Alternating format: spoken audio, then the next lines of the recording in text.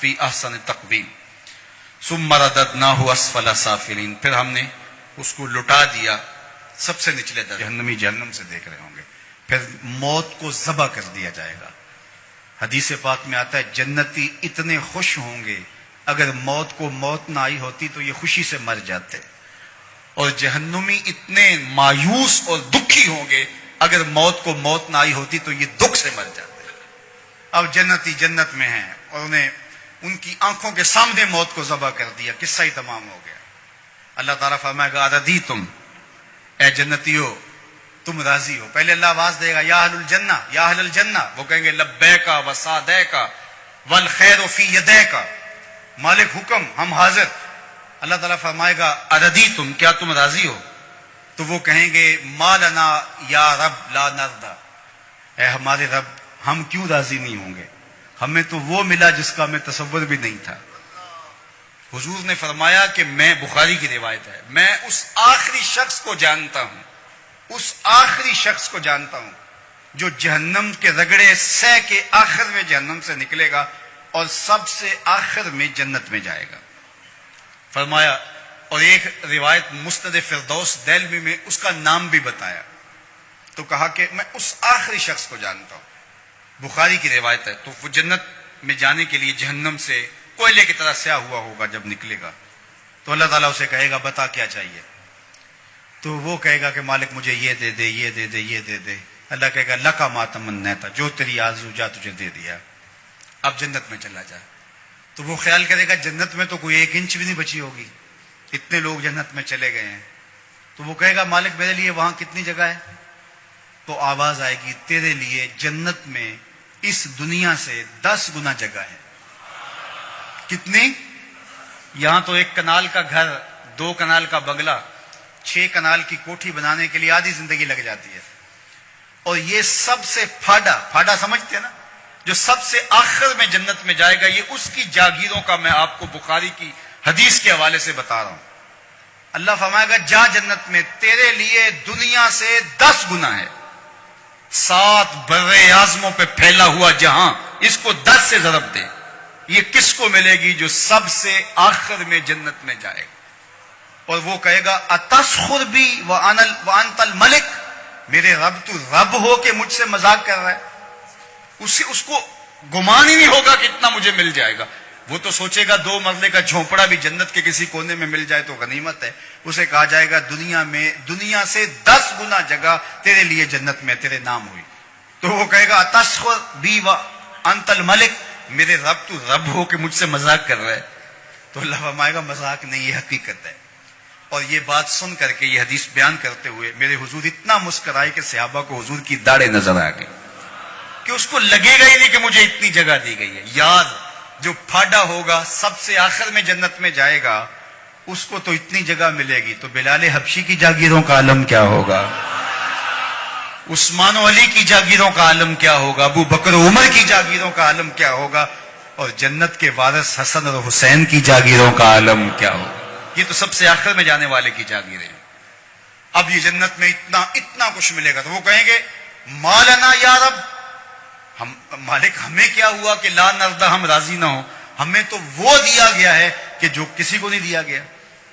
تو اللہ فرمائے گا میں تمہیں اس سے بھی بہتر کچھ دیتا ہوں، میں اور تمہیں تمہاری جھولی میں کچھ ڈالنے والا ہوں۔ تو یہ کہیں گے مالک کو کسر تو نہیں رہے گی، ہم اگر یاد بھی کریں تو کوئی شے نہیں یاد آتی جو ہمیں ملی نہ ہو، جو آرزو تھی وہ ساری کی ساری پوری ہو گئی۔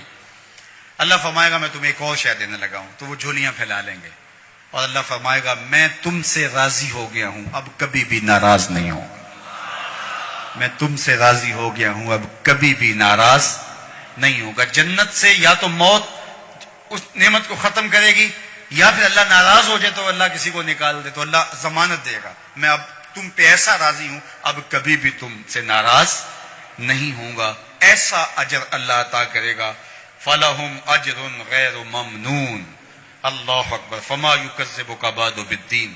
اللہ تعالیٰ ارشاد فرماتا ہے کہ محبوب جزا اور سزا کا جو دن ہے اس کے معاملے میں آپ کی بلا کو کیسے تکذیب کر سکتا ہے؟ کون ہے جو آپ کی تکذیب کرے؟ ایک دن ایسا آنے والا ہے جب سارے عملوں کی سزا اور جزا ہوگی. الیس اللہ باحکم الحاکمین، کیا اللہ تعالیٰ جل شانہ حاکموں کا حاکم نہیں ہے؟ دنیا کا چھوٹا سا نظم بھی کہیں ہو تو وہاں بھی جزا و سزا کا تصور ہوتا ہے، اور جو ہے وہ ایسا نہیں ہوتا کہ وہ جزا و سزا کے بغیر ہو. لیکن اس پوری کائنات کا نظم کیا جزا و سزا کے بغیر ہوگا؟ کیا وہ احکم الحاکمین نہیں ہے؟ کیا لوگ اس کی گرفت سے باہر ہیں؟ آج ساری زندگی جو ظلم کرتا رہا، زیادتیاں کرتا رہا، اور اس نے اللہ کے حکموں کو توڑا، اس کی مخلوق کو ستایا، دکھ دیے، لوگوں کا خون چوسا، اور لوگوں سے ظلم کیا، لوگوں سے زیادتیاں کی، لیکن وہ کچہریاں بھی خرید لیتا تھا، وہ تھانے بھی خرید لیتا تھا، عدالتیں بھی اس کی تھی، اس کو کوئی پوچھ بھی نہ سکا، اور وہ چلا گیا. اور ایک شخص نے تقوی کے ساتھ زندگی گزار دی. کل قیامت کے دن دونوں ایک جگہ پہ ہوں تو یہ اللہ ناانصافی نہیں ہونے دے گا. ایسا نہیں ہوگا. اللہ احکم الحاکمین ہے. اللہ قیامت کے دن جو عدالت لگائے گا اس میں ایک ایک چیز کا فیصلہ ہوگا اور ایک ایک سوال ہوگا. ثم لتسألن یومئذ عن النعیم. تو آئیے آج کی اس مختصر زندگی کو اللہ کے نام لگا دے. آج موقع ہے، کل نہیں ہوگا. اج سا بھی نے کھلے راہ بھی نے، انج ٹوک نوکھڑے ٹوکدے نہیں. ٹر پویں تے پینڈے مک جاندے، کار بیٹھے ہیں فاصلے مکنے نہیں. آج موقع ہے، آج اس کی رحمت آوازیں دے رہی ہے. اور مہینہ ہے رمضان المبارک کا، اور جمعۃ المبارک کی گھڑیاں ہیں. ابھی سچے دل سے اس کی طرف رجوع کر لیں. یہ لمحے دوبارہ نصیب نہ جانے ہوں کہ نہ ہوں. تو قبل اس سے کہ وہ وقت آئے کوئی حجت باقی نہ رہے، پھر ہاتھ ملتے رہ جائیں. آج موقع ہے. آج توبہ کا دروازہ بند نہیں ہوا، رحمتوں کے دروازے کھلے ہوئے ہیں. اس کی رحمتیں آوازیں دے رہی ہیں. میرے بندے آ جاؤ. میں یہ نہیں دیکھوں گا کہ تم آئے کب ہو اور کتنے پاپ لیے آئے ہو. میں یہ دیکھوں گا آئے تو میری چوکھٹ پہ ہو. تمہارے نہ صرف گناہ معاف کروں گا بلکہ گناہوں کو بدل کے نیکیوں میں تبدیل کر دوں گا. تم آؤ تو صحیح میری چوکھٹ پہ. ایک فقیر تھا، وہ بازار میں کھڑا رو رہا تھا. تو کسی نے رک کے کہا، بابا کیا ماجرا ہے، کیوں رو رہے ہو؟ کسی نے مارا ہے؟ کہا نہیں، کوئی ایسا ماجرا نہیں. تو پھر کیوں رو رہے ہو؟ کہا لوگوں کے رویے نے مجھے رلا دیا. کیا مطلب؟ کہا بازار سے گزر رہا تھا، دنیا میں کھوئے ہوئے لوگوں کو دیکھا، دل میں ترس جاگا، تو میرا خیال آیا ان بندوں کی رب کی صلح نہ کروا دوں. تو کہا پھر کیا ہوا؟ کہا میں نے اس سے بات کی، آواز آئی لے آ میری چوکھٹ پہ، ایک آنسو سے سارے گناہ دھو ڈالوں گا. میں بڑا خوش ہوا، میں نے ان سے بات کی. یہ الٹا میرا مذاق اڑانے لگے. جا بابا کام کر، تجھے کیا پتا دنیا داری کیا ہوتی ہے. تو وہ تو معاف کرنے پہ آمادہ تھا، یہی اس کی دہلیز پہ نہیں جا رہے.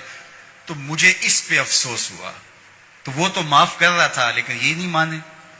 خیر اگلے دن وہی فقیر قبرستان میں کھڑا رو رہا تھا اور وہی شخص دوبارہ گزرا. تو پھر رو گیا. کہا بابا بازاروں میں بھی روتا ہے، قبرستانوں میں بھی روتا ہے، آج کیا ماجرا ہے؟ کہا کہانی کل والی ہے. کہا کیا مطلب؟ کہا کل ان کو دنیا میں کھوئے ہوئے دیکھا، میرے دل میں خیال آیا ان بندوں کی رب کی صلح کروا دوں. وہ تو مان گیا، وہ بندے ہی نہیں مانے، مایوس ہو گیا تو آج ادھر آ گیا.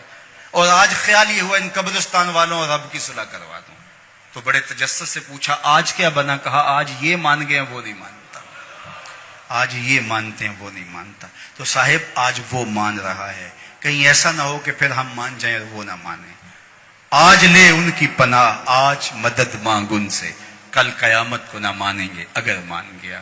ماہ سیام کی برکتیں لوٹ لو. یہ وہ میں نے دیکھا شیرا والا باغ کے قریب وہ ریڑیاں لگاتے ہوئے، جب پھل آخری دنوں میں ہوتا ہے تو وہ سستا کر دیتے ہیں. تو وہ کہتے ہیں یہ جاتے ہوئے موسم کی بہار لوٹ لو. تو جو چیز جو ہے وہ 50 اور 100 روپے کلو ہوتی ہے وہ 20 روپے کلو بیچ رہے ہیں. آخری اشرے میں اللہ لوٹ سے لگا دیتا ہے. لوٹ لو میری رحمتوں کو، بس آؤ اور لو اور چلے جاؤ. تو آؤ سچے دل سے اس کے حضور آؤ اور رحمتیں اس کی وصول کرو اور زندگی کو نور اور نکھت رو جالوں سے بھر لو. اس موسم گرمی کے اندر دور و نزدیک سے چل کے آنے والوں، اللہ تمہیں دنیا آخرت کی برکتیں عطا کرے، اپنی خاص پناہوں سے مالا مال کرے.